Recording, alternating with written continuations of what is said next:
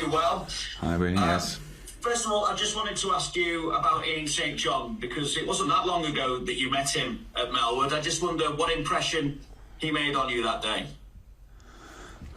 An outstanding impression. Ian was, said it before, when you are in a club with really a lot of legends around you and you see them one time maybe only and you are not sure about the name or something like that, but with Ian it was completely different, because I saw the pictures on the wall here in Melwood, and when Ian came around the corner he didn't change really. He didn't change over the years, and he was in the late 70s that time, and he still had all the smile in his eyes. You could see it, everything. He was just a fantastic person.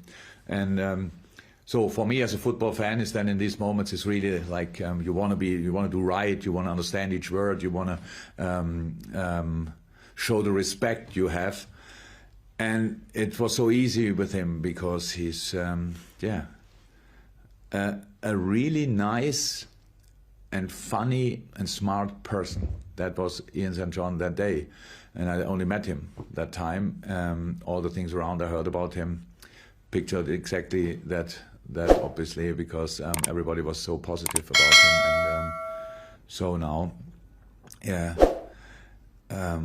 another big one of Liverpool is not here anymore, but in a better place, and yeah, that's on one side obviously sad, and for his family, and I feel really for his family, but on the other side, being such a good person as Ian St John was, we all can be sure where we will meet him again, if we will be nice as well.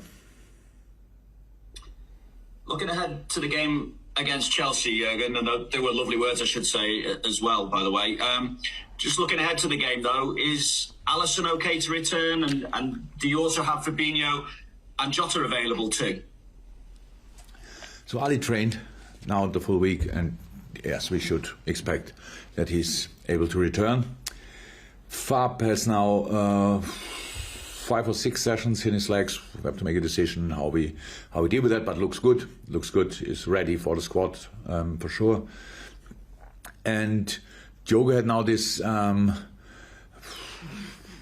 this little, what is that, stomach problem, whatever you can say, and he trained yesterday only a little bit, so it was only out there for the warming up, a rondo, and had done a little run.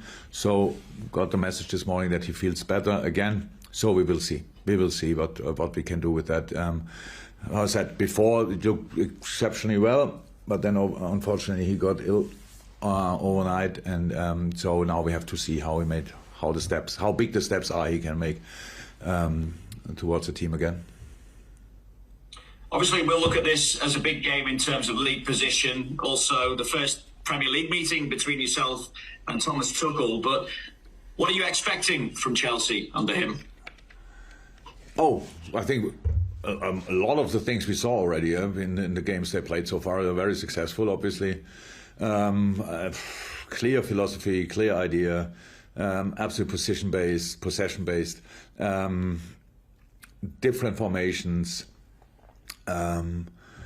He used the time and got immediate results, but used the time as well to get more knowledge about the squad. He changed quite a lot, and that's normal with the amount of games we have. But he really changed a lot. I think pretty much all 3 left backs played. Emerson played, Alonso played, Chilwell played.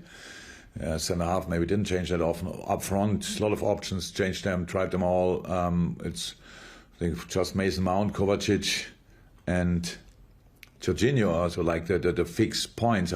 Maybe I missed now one, but all the other positions were very. He changed a lot just to get all the information you need about the squad. And I think now they are a step further, and we will face them now. So will be interesting. Thank you, Vinny. We'll go to Damien from PLP. Hello, Jürgen. A lot has been made of Chelsea's defensive sort of form under Tuchel. I think they've only conceded a couple of goals. Is it going to be a night where you need to be patient to avoid frustration setting in? Oh, I think first of all it's quite difficult to get more possession than Chelsea. That's I think that changed, maybe slightly. since Frank.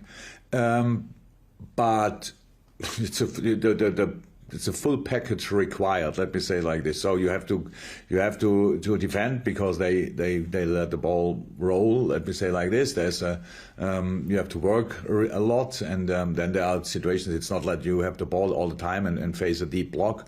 There will be a deep block when we could be dominant, but in other moments they are just defending in the right way and use then the space you give them for counter attacks.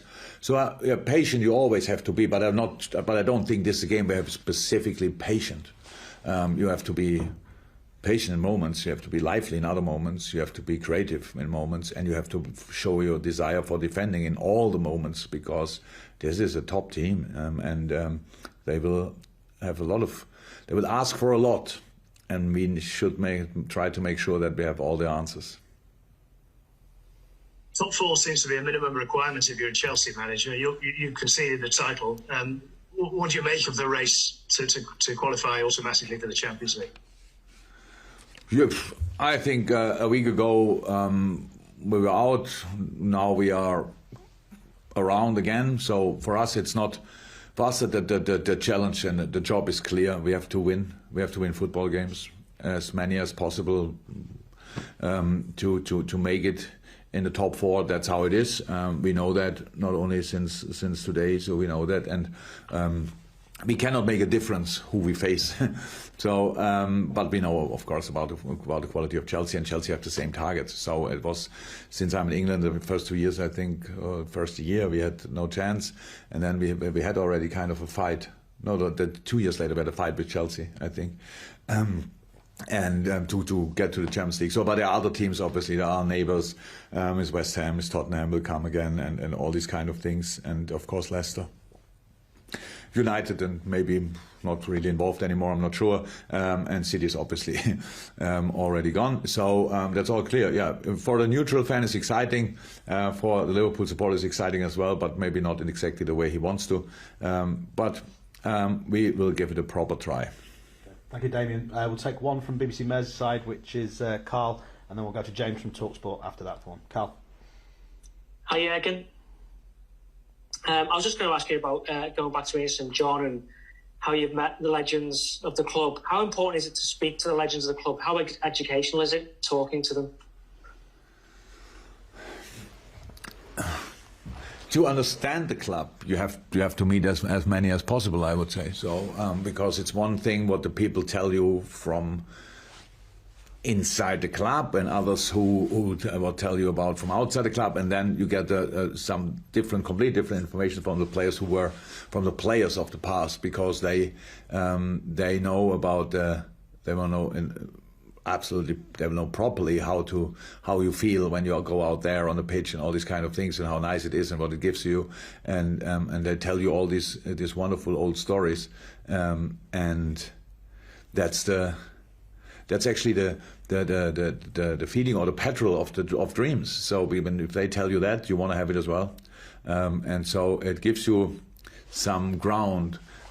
For the things you don't really know what you want to have in the future. If they tell you, you know, okay, that's exactly what I want, just in a different year, but exactly that. And Ian was, obviously, I didn't even know because I never saw the show, but I heard then he was a TV personality as well, so he was really famous for that. And I didn't know it. When I heard it afterwards, I thought, okay, that makes sense.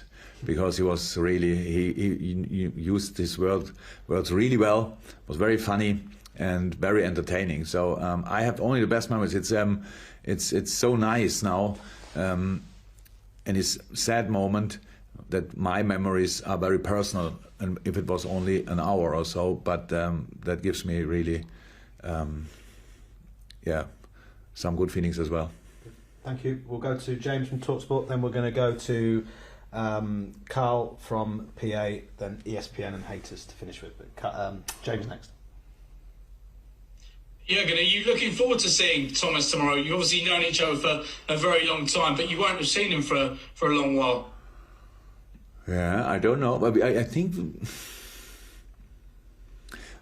we met each other in the summer when I was at Mainz for a few days, and he as well. So I met two of my former players for breakfast, and I think I saw Thomas and his wife. But I think it was this summer, and so that was the last time. And before that, when we played PSG, when we played Dortmund, and before that when we played Mainz, and because I was manager at Dortmund, he was manager at Mainz. So it's not that Thomas and I meet constantly or ever met constantly. It's just not possible in this job. And but when we see each other, it's rather nice. Okay, thank you, James. Carl from PA, and then we go to Mark Ogden from ESPN, and then Nick from Haters to finish the open section. But Carl. Hi, Jürgen. Hi, Carl. Hi. You say Fabinho is now ready to return. Where do you see him returning? In which position? Will you bring him back in at centre back, or do you think those two centre backs who performed at Sheffield United so well will continue, and you can bring Fabinho back into midfield? Both is possible. No, it's true. Both is possible. That is good. So it gives us options and different moments. I think if you can find a way to bring Fab back in midfield, that would be in some games quite helpful, just because he has this. So I think the most consistent player this season probably is Gini Wijnaldum. Yeah, long may it continue. So and he played the six, and he played pretty much all the positions and all these kind of things. And so, but with Fab on six, that in some games would be absolutely helpful. So we will see. So, but that's now both things are really intense. If you play centre half or you play six last time, in the past now we had to bring the players when they came back always immediately because another player left the pitch the game before injured or whatever. And this time we don't have to do that. First time maybe. But there's still a lot of games to come, so we will see. Is Fab close enough to start, or is he only ready for the bench, which would be already completely fine? And then which position? So these decisions are obviously still to make. Even if I would have made them already, I wouldn't tell you exactly what the decision is. So let's see. Okay, I was just thinking, obviously you've had 17 different centre-back starting partnerships. I was wondering whether you need to maybe get those two to develop. That number differs, obviously. I heard already 19, then I heard 20, it's 18. I think it's 18, I don't know. I didn't think it's 18. I'm guessing. Okay. Yeah. It's Come on, we can't go through it all together. No, let's not do that. Yeah. But I think, yeah, Carl, sorry, we interrupted your question. Yeah. Is that this gives you a You chance? still can have a question. Yeah, I was saying that because you've had so many changes, do you look to, now you've got two centre-backs who are playing there, can you look to get them to establish partnerships so therefore you don't have to bring in Fab to play with Ozan or Fab to play with Phillips or...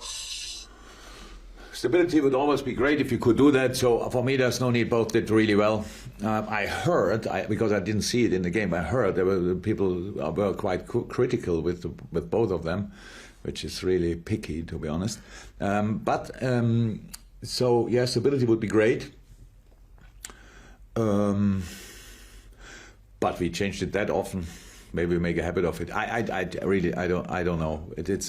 I know, but I will not say here what we do. So that's actually the case. Okay, last two questions. We've got Mark Ogden from ESPN and then Nick from Haters. Mark. Hi, Jürgen. In 3 weeks' time, you've got an international break, World Cup qualifiers all over the globe, and you've got 3 Brazilians and 1 Portuguese who, if they are called up for the countries, will have to go to red zone countries, red list countries, which may involve 10-day quarantine when they get back. Have you got any clarity as to whether there'll be an exemption? And are you concerned about players travelling to countries that are currently on the banned list in the UK? There are different things what you could say about that. So first and foremost, we are concerned, yes, about all the things. So we obviously all the things which happened, like from a virus point of view, in the last few months, were always when somebody had to leave the bubble.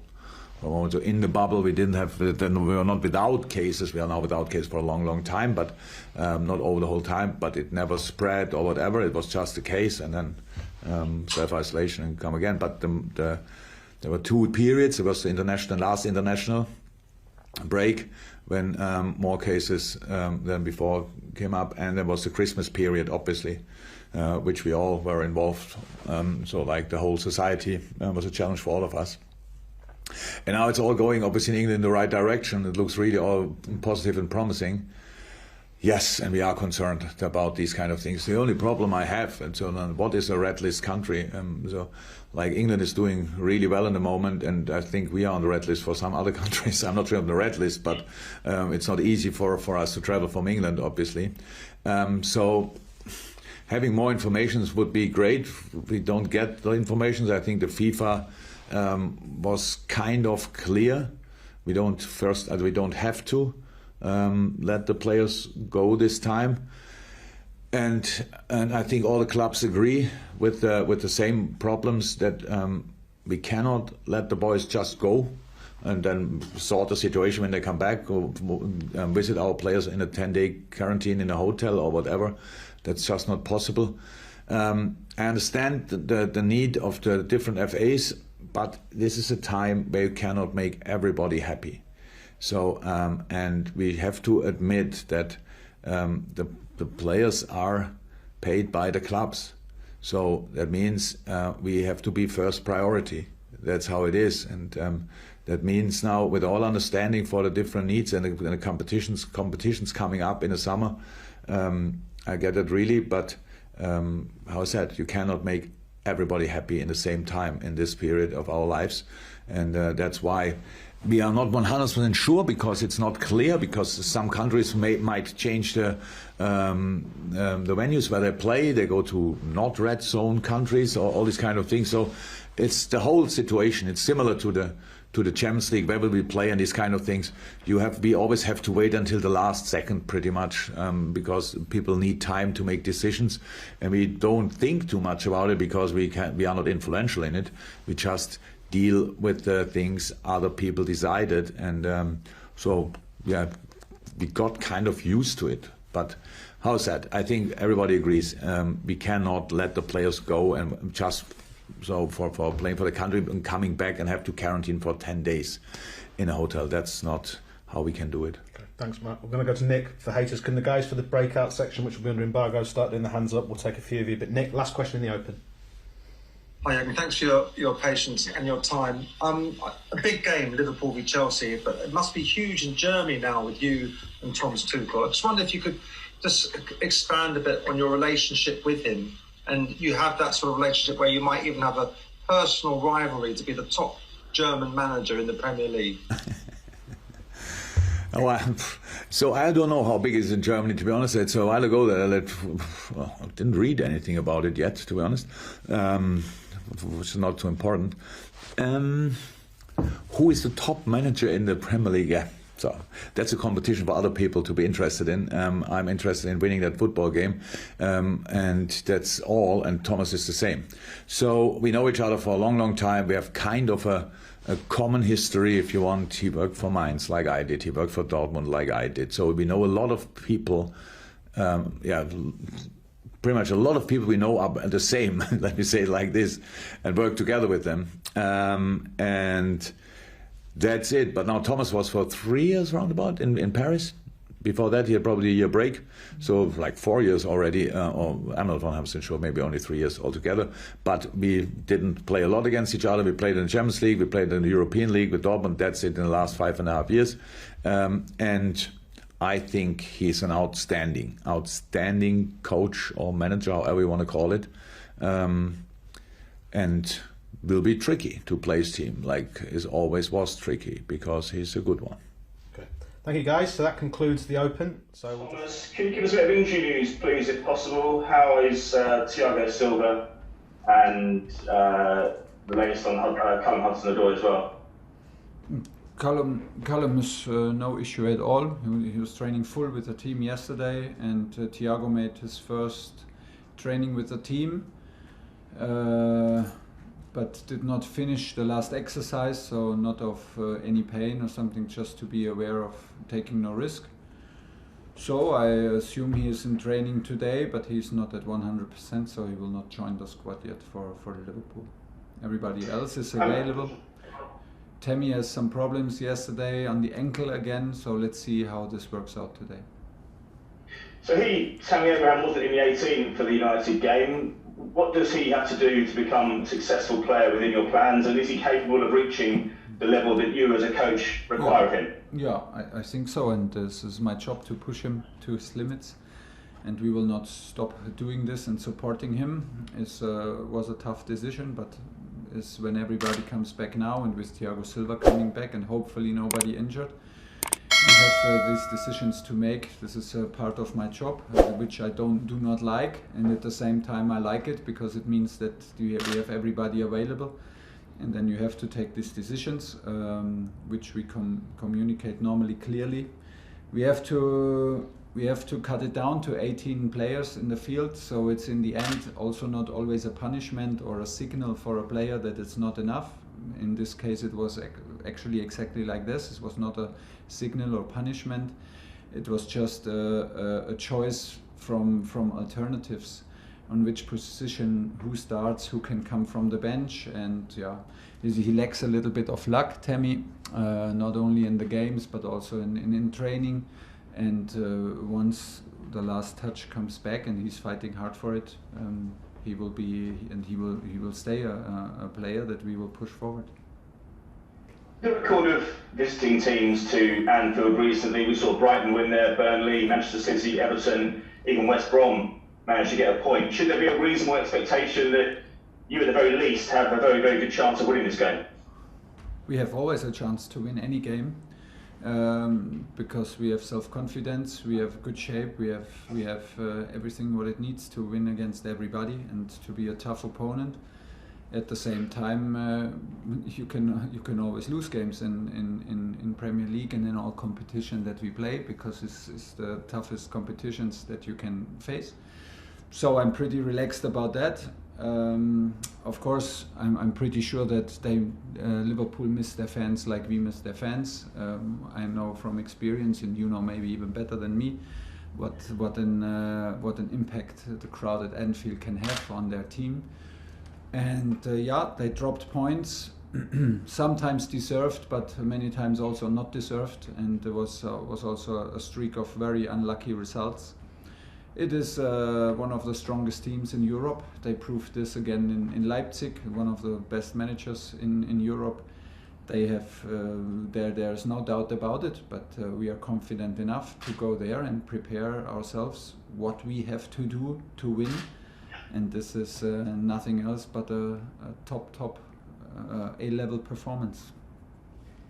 Manchester City suffered a very difficult season last year, especially with injuries. They're now 15 points clear at the top of the Premier League. Liverpool were the best team in the country last season. They're having difficulties this year. Does it give you hope, therefore, that because we've seen in those two examples that fortunes can change very quickly, could Chelsea be a team capable of making a quick transition in the next few months? Hopefully. To become title challengers next season? Hopefully. It's our job. It's nothing else is the job than this.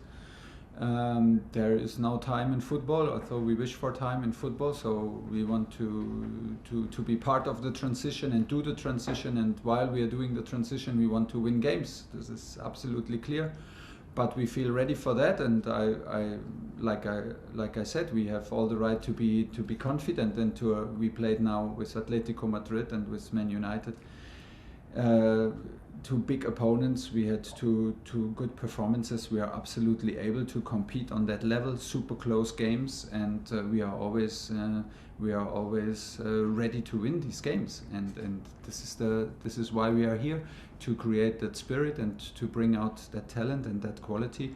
And the team is doing that. And yeah, it was an unbelievable run from Manchester City. So these are strange times, and the results are a bit strange in terms of Corona and no spectators. So it has an effect clearly on the results, and everybody is suffering in the same way. And yeah, for me, the two teams are still the benchmark. Liverpool, of course, and Manchester City, they are the benchmark, and we want to close the gap. And the gap is not too big that we cannot close it within months and weeks and months, and this is the target. Last one, please, Aidan. Yeah, sure. I'm going to move down a bit to the next question. Obviously, Jurgen Klopp is a man that you know well. What do you feel was the key to success in English football over the last 5 years? And do you believe in rivalries between coaches? Is that what's going to have to develop between you two if you are to overcome Liverpool and take their place at the top of the English game? What do we have? I didn't understand the last part of the question. So do you believe in rivalries between coaches? Do you have to get the better of another coach? Do you believe in, especially someone you've had history with or you know very well with Jurgen Klopp? Yes and no. Like, of course, there are coaches, and when in the moment I enter Premier League, you enter competition also not only with the best clubs, but also with the best coaches in the world. Which one of them is Jurgen, clearly, and he has proven that, and in many clubs and many years here. And so, yeah, brings me out of bed early because it's the challenge for me to play against him and his teams. But in the end, we will not meet up for a game of paddle or paddle court tennis or for a tennis match one-on-one. We will play with our teams, and we will have to be prepared. You know, Jurgen is what he proved is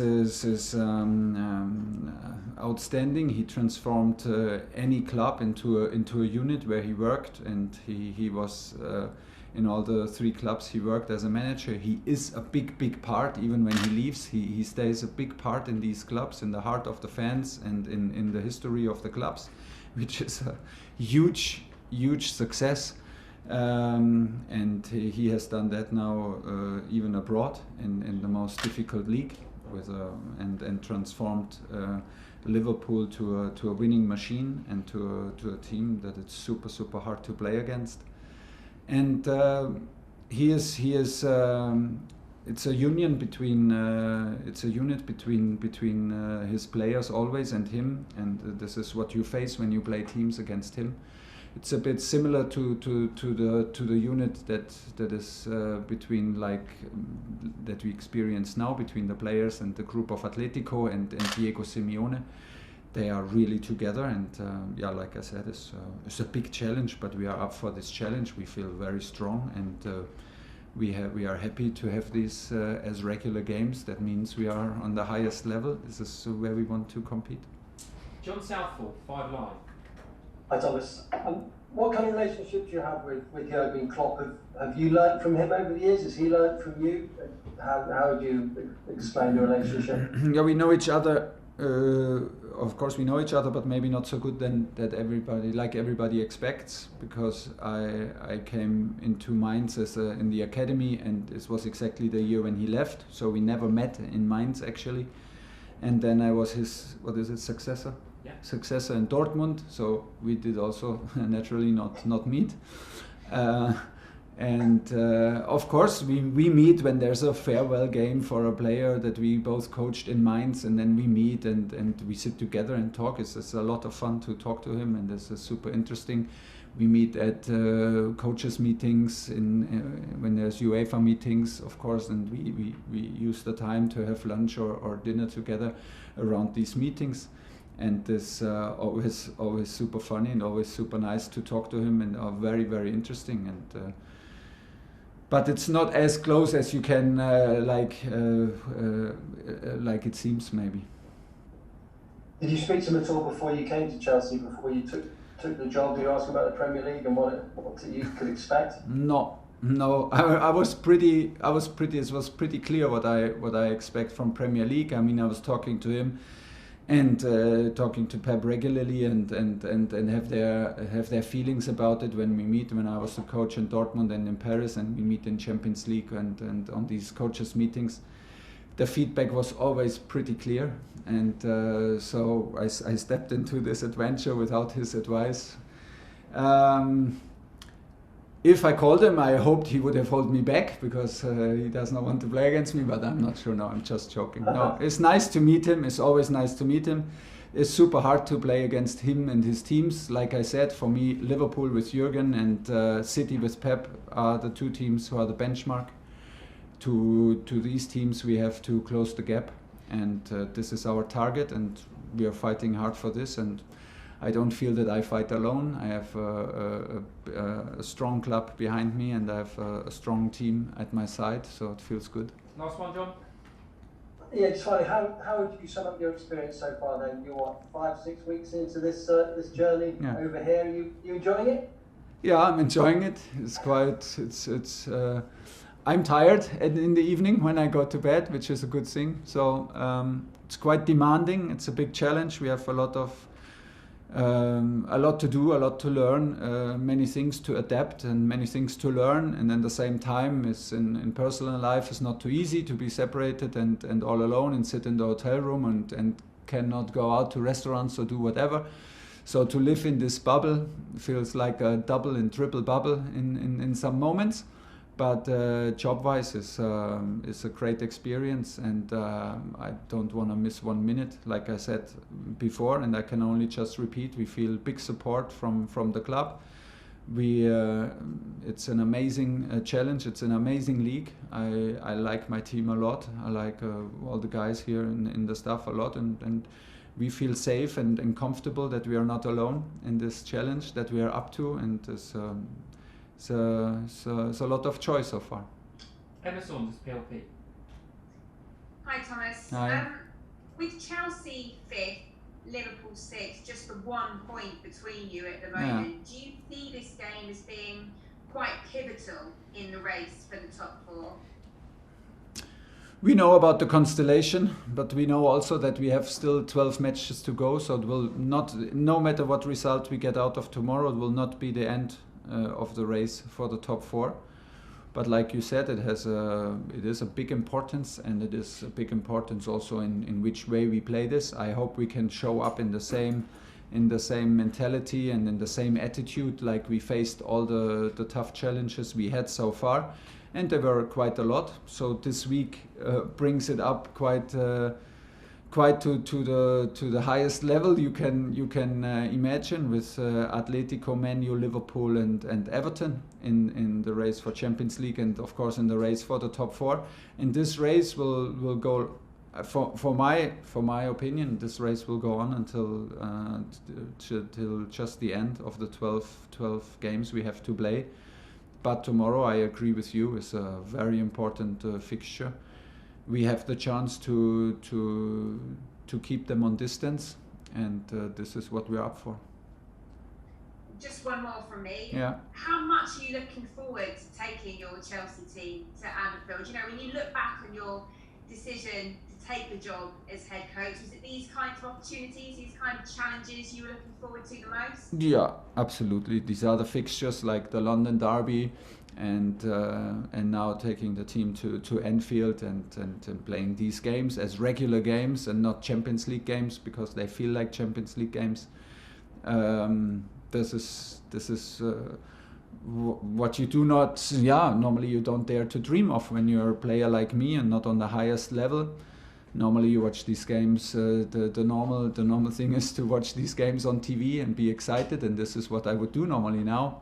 So I'm part of it. I'm very grateful for that, and makes me feel alive, definitely. And I'm very happy. And at the same time, to not only arrive on this level, but to arrive with a club and a team like my team in the moment. This is the best feeling, that okay, I arrive with a team that is competitive and that is up for a win, and that we prepare these games to win the games. This is the best feeling that you can have as a coach. Last question, James at TalkSport. Thomas, how do you feel about those comparisons between yourself and Jurgen Klopp? Is it nice now to be on an even playing field, both coaching sides towards the top of the table in one division? Yeah, yes and no, but yes, because this is the challenge we are all looking for. This is the highest, this is the benchmark in terms of league-wise, and of course in the Liverpool side at Anfield that we are facing now. And we were absolutely aware of this, that we step into the biggest challenge, the best players play here, the strongest clubs, the strongest league, and we have to face teams with the best managers. And I'm pretty relaxed about all the comparisons between, if there are comparisons between Jurgen and me. But this is what we're up for, clearly, and it stays one of the toughest challenges to play at Anfield, and we want to get out the most of it. And finally, if I can ask you, it's now 100 days to go until the Euros. How conscious and how wary are you of the effect that your selections are having on some of your players' chances of featuring this summer in that competition? Man, I'm very honest, not at all. When you talk now about the Euros, it's more like for me, yes, there are Euros. No, I don't want to be influenced by that. I know very well that the players have personal interests, and this is absolutely okay. And I hope they fight for their personal interest. I really hope they give out their very best, and their personal interest is to be on the pitch for Chelsea, and hopefully also to be on the pitch for their national team that shows their ambition, that shows their quality. But my job as a manager from Chelsea, I cannot be influenced by a decision that has maybe an impact on the national coach's decision or on the player's future with his national team. Honestly, to be very honest, I like to play them here, everybody, and then they can all stay with me during the summer, relax, do a relaxed vacations, and come for pre-season. This would be my personal choice, but this will not happen. So I'm aware of it, but not in the way that it can influence my choice. My choices are made to win games with Chelsea and nothing else.